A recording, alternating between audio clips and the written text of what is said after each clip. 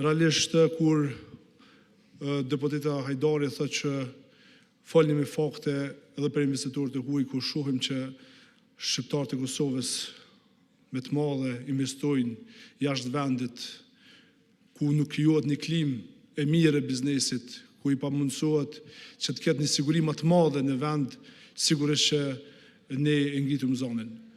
Vetëm në Shqipëri, mbi 420 milion euro kanë investuar nga shqiptarët e Kosovës, mos flasim për investimet edhe në vendet e tjera. Kjo tregon edhe më shumë për pasigurinë e madhe që ka në Kosovë gjatë qeverisë së Kurti. Jo vetëm shqiptarët e Kosovës, por edhe investitorët e huaj që kanë ardhur pikërisht në Kosovë, Gjerman, kur ju mundsua të kenë takimin e parë, takimin e dytë as nuk ju mundësua. Edhe normalisht që ata shkojnë mas pare me investu në Ballkan. Për shembull Lidlin, që ka shumë e keni trumbëtu që do të vinë në investime këtu, po konkretisht do më tha, takimi i parë ishte në Kosovë, e i dyti në Shqipëri, po në Shqipëri investuan më shpejt, sepse atu po tregohet një qeverisje më efektive dhe më konkrete. Ku jeni ju? Pse nuk e keni mundësu atyve bizneseve të krijohet një klimë e rëndësishme, domosdoshme që ata të vinë të investojnë në Kosovë.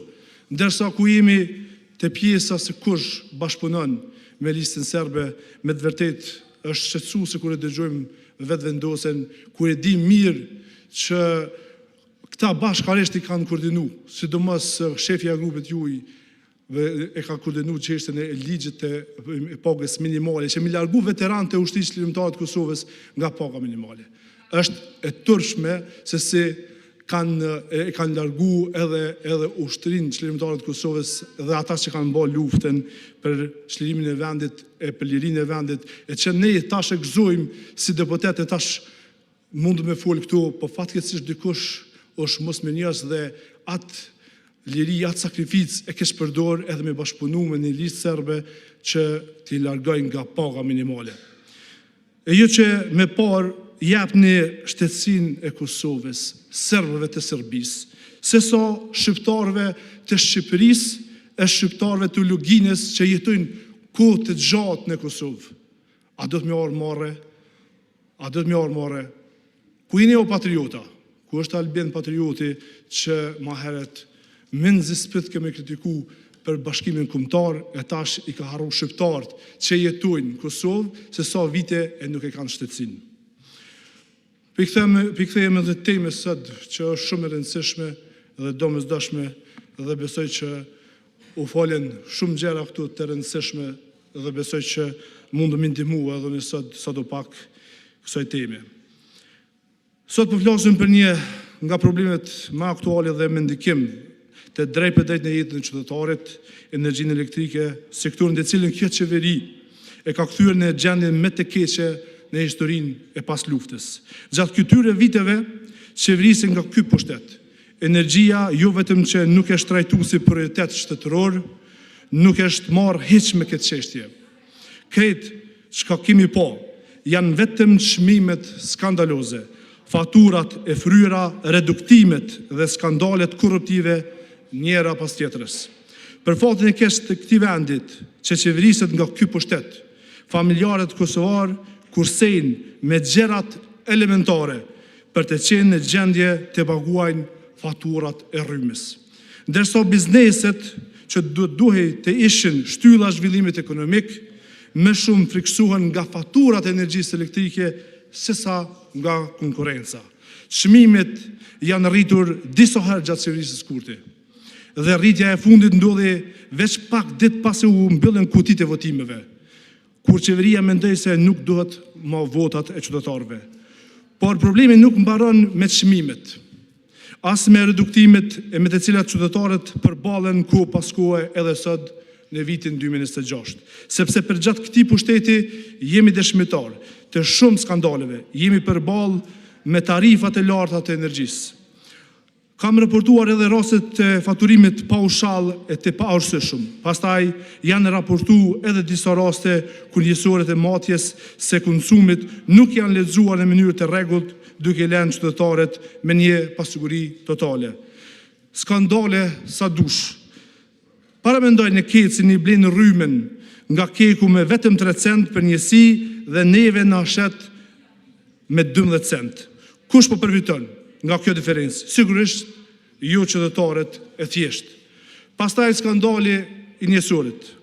Ne e dim që tarifat e natës janë më të lira dhe kjo skemë është krijuar për të nxitur konsumatorët që të përdorin energjinë në orët me ngarkesë më të ulët, duke ulur kështu presionin mbi rrjetin energjetik. Për këtë arsye, shumë qytetarë organizojnë jetën e tyre të përditshme duke pritur këto orare për të përdorur pajisjet që shpenzojnë shumë energji, me qëllim të kursimit financiar.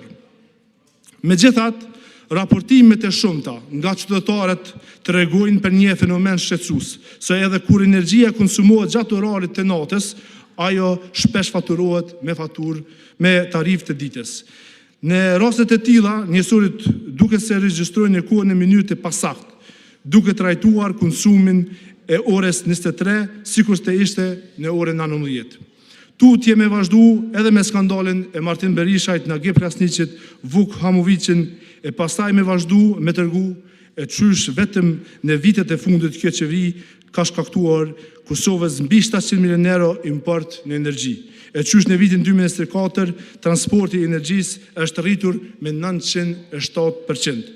E shumë skandale, besomni që nuk kemi kohë që mi përmbledh në këtë seancë. Për mi mbulu këtu marrët, qeveria kanë ndërmarrë masa për të subvencionuar ata që kanë hyra me të ulta, ndërkohë që të tjerët, qytetarë dhe bizneset prodhuese kanë me pagu shumë a shumë. Pastaj, si shembull logjik, bizneset i kanë plasuar produktet në treg me çmime më të larta, dhe pastaj të gjithë si ata me të hyra me të ulta, si ata me të larta kanë me pagu këtë kosto. Ama në mënyrë indirekte qeveria i ka hedhë syve hi.